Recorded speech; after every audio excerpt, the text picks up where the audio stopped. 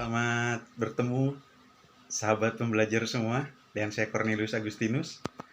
Saya akan menceritakan tentang orangutan di daerah Kalimantan Tengah di Tanjung Puting. Selamat menikmati tugas storytelling malam ini. Tanjung Puting berada di daerah Kalimantan Tengah. Untuk mencapai Tanjung Puting, terbang dari Jakarta atau Semarang atau Surabaya menuju Bandara Pangkalan Bun, Bandara Iskandar. Kemudian dari Bandara Iskandar kita akan menuju Pelabuhan Kumai, ditempuh dalam waktu 45 menit.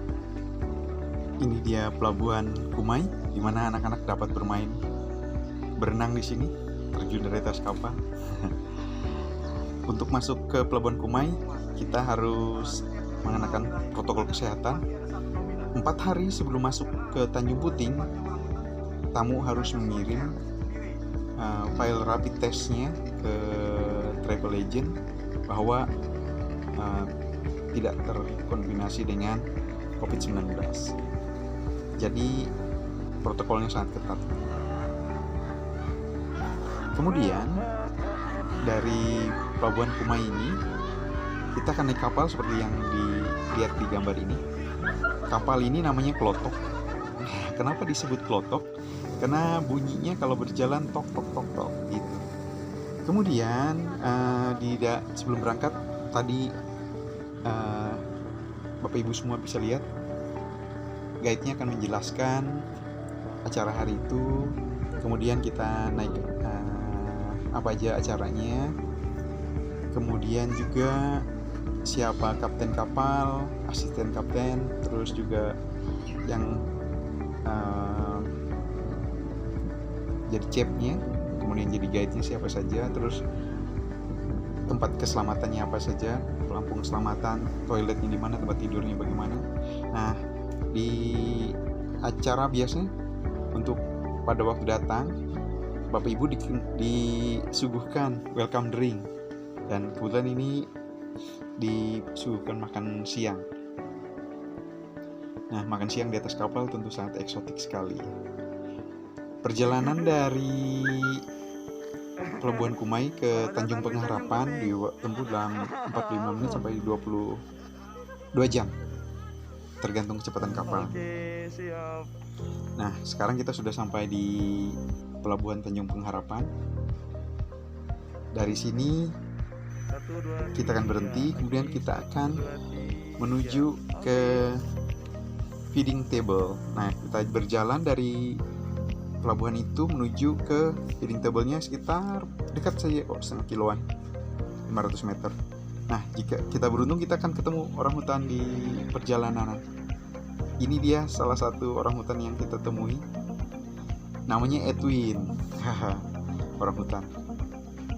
Edwin ini jadi kompetitornya alpanya di sini. Namanya si Gundul. Alpa maksudnya adalah orangutan yang berkuasa di suatu daerah. Jadi orangutan ini dia mempunyai raja di suatu daerah. Nah, saat kita ke feeding table, ini tugasnya membagikan makanan di sini untuk orangutan. Ini dia alpanya di sini, namanya Gundul. Walaupun tidak gundul sekali. Nah, ini suasana memberikan makanan untuk orangutan. Kenapa diberi makan untuk orangutan? Di sini ada 2 sistem di Taman Nasional Tanjung Puting ini.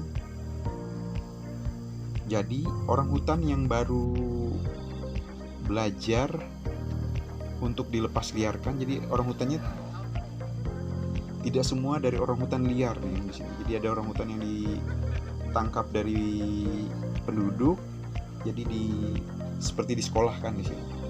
Jadi sebelum dia dilepaskan liar di hutan, dia ditempatkan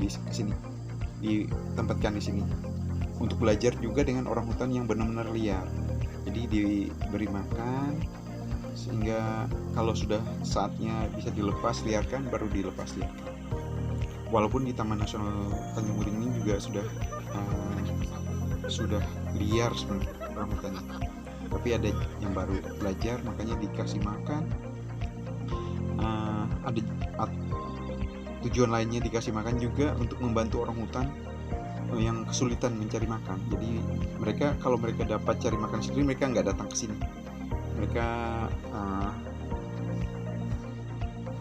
pergi di tempat lain. Tapi jika mereka kesulitan, mereka datang ke sini. Di Tanjung Pengharapan dikasih makannya setiap sekitar jam 1 siang. Ada 3 tempat memberi makan di sini, di Pondok Tangguy itu sekitar pagi, terus Kem Leki sekitar jam 3 jam 4 sore. Tapi karena masa pandemi ini, pada saat video ini dibuat hanya Tanjung Pengharapan yang dibuat, Pondok Tangguy dan Kem Leki masih belum bisa dibuka. Nah, menariknya Bapak Ibu, kadang-kadang tamu saya tuh salah menyebutnya. Salahnya itu di mana? Dia bilang, mana monyetnya? Orangutan termasuk kera. Kalau bahasa Inggrisnya kera itu apes. Jadi di dunia ini apes atau kera itu ada 4 yang besar: gorila, orangutan, simpanse, dan bonobo. 3 yang lainnya itu semuanya berada di Afrika Selatan, di Afrika, di benua Afrika. Sedangkan orangutan hanya ada di 2 pulau di dunia ini, di Pulau Kalimantan dan Pulau Sumatera. Di Sumatera sendiri sekarang ada 2 subspesies, Pongo ARBI dan Pongo tapanulensis. Di Kalimantan Pongo pygmaeus.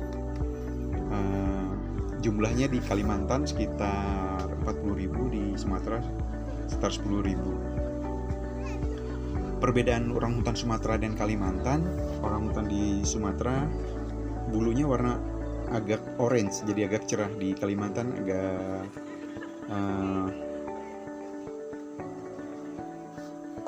gelap. Kemudian di Kalimantan tubuhnya lebih besar. Kalau di sini bisa sampai 110, ada yang 150. Nah, di Sumatera lebih kecil.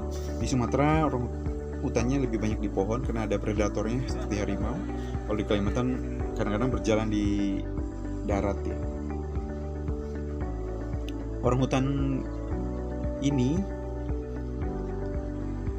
kalau kita datang ke Tanjung Puting, biasanya itu kalau sebelum pandemi ini sebulan bisa sampai 1.000 orang yang datang, 1.000 tamu. Rata-rata tamu yang banyak justru dari Eropa. 90%, 80-90% tamunya itu orang bule, WNA. Hanya 5%, 10% yang dari lokal. Dari negara tamu yang banyak, dari Jerman, dari Spanyol. Berapa tahun ini banyaknya dari Spanyol. Tahun-tahun sebelumnya dari Amerika, dari Jerman. Orangutan DNA-nya 98% mirip dengan manusia. Jadi kepintarannya bisa sekitar 5% dari seperti anak umur 5 tahun. Jadi sangat pintar sekali. Kebanyakan kita taunya kan bahwa yang pintar itu simpanse. Ada peneliti mengatakan bahwa sebenarnya dari gorila, kelas kera besar itu, dari gorila, simpanse, bonobo, justru orangutan ini yang pintar.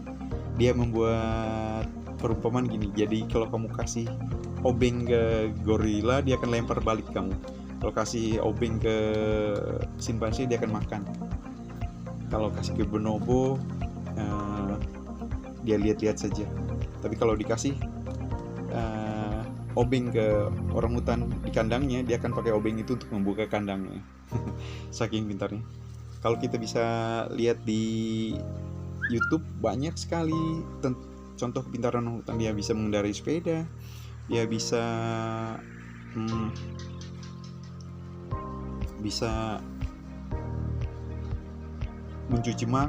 mencuci pakaiannya. Malah ini contoh jelek, di Bandung ada di kebun binatang yang orangutan bisa diajarin ngerokok dan dia bisa ngeluarin asap rokoknya lewat hidungnya. Di berita koran lokal ada orangutan yang bisa dikasih CD untuk karaoke itu, namanya Wati. Dia dipekerjakan di daerah di lokalisasi, terus dia bisa mengambil CD itu dan dia jalankan. Nah, ada banyak cerita yang tentang betapa pintarnya orangutan. Nah, orangutan sebelum dilanjutkan tentang orangutan ini, perjalanan setelah melihat orangutan di Camp Pengharapan, kita ke Desa Sekonyer. Desa Sekonyer ini Bapak Ibu di sebelah kirinya Tanjung Pengharapan. Desa Sekonyer ini bedol desa di tahun 80-an waktu semua Tanjung Puting ini dijadikan taman nasional. Seluruh penduduk yang sebelah kanan, sisi kanan taman nasional ini dipindahkan semua ke sebelah kiri. Jadi ini seperti desa baru. Jadi sebelah kanan itu dikosongkan hanya untuk taman nasional, sehingga tidak orangutannya tidak bercampur dengan manusia, sehingga mereka dapat hidup baik. Kenapa tidak dan ini dipisahkan oleh sungai. Orangutan itu tidak bisa berenang ya. Jadi tidak dikhawatirkan orangutan bisa menyeberang. Ini makan malamnya di sungai, di kapal. Jadi kita tidur di kapal kalau ke Tanjung Puting. Kita bisa buat game, bisa buat apa di dalam kapal. Besoknya pulang. Biasanya idealnya untuk datang ke Tanjung Puting waktu 3 hari 2 malam. Terakhir tentang orangutan ini dia disebut pahlawan bagi hutan. Sebabnya apa? Menurut penelitian, orangutan ini dia setiap hari bisa berjalan 1 km sampai 10 km, dan dia setiap makan biji-bijian, menurut penelitian bisa sampai 200 biji-bijian. Jadi dia pas waktu makan, dia dari BAB-nya itu seperti menanam kembali hutan dengan biji-bijian yang dia makan. Jadi banyak peneliti, orang-orang bule juga sudah tahu bahwa orangutan ini adalah pahlawan bagi hutan kita. Jadi mereka datang ke Kalimantan atau Sumatera juga untuk melihat orangutan, untuk mengapresiasi betapa hebatnya orangutan ini. Dan ini yang jarang kita orang lokal mengetahuinya. Kadang-kadang kita menganggap orangutan ini hanya sebagai hama, kadang-kadang malah ditembak, dibunuh. Padahal orangutan ini sangat berguna bagi hutan untuk kelangsungan hutan kita. Ini sebelum kita pulang biasanya ada makan sarapan pagi di kapal, dan ini suasana di Tanjung Puting pagi-pagi. Malamnya juga sebenarnya romantis sekali, sebab kalau malam, kalau kita beruntung, kita kan bisa lihat kunang-kunang, bisa lihat bekantan. Bekantan itu logonya Dupan, mungkin Bapak Ibu sudah tahu. Menikmati pagi di kapal itu sangat menyenangkan sekali, dan suaranya sangat asik sekali. Nah, ini kesan-kesan dari tamunya. Pas waktu ditanya bagaimana kesannya, dia bilang, wah, ingin datang kembali dan ini perjalanan yang menyenangkan. Siap, sama-sama. Itu sedikit cerita tentang Tanjung Puting dan tentang orangutan. Mulai sekarang kita akan ingat bahwa orangutan ternyata adalah pahlawan bagi hutan kita. Terima kasih sudah mengikuti storytelling tentang orangutan di Tanjung Puting. Semoga Bapak Ibu suatu saat bisa datang ke sini dan menikmati melihat orangutan yang menjadi pahlawan bagi hutan kita. Terima kasih. Kalau nanti untuk prewedding boleh, Pak. Siap. Ya.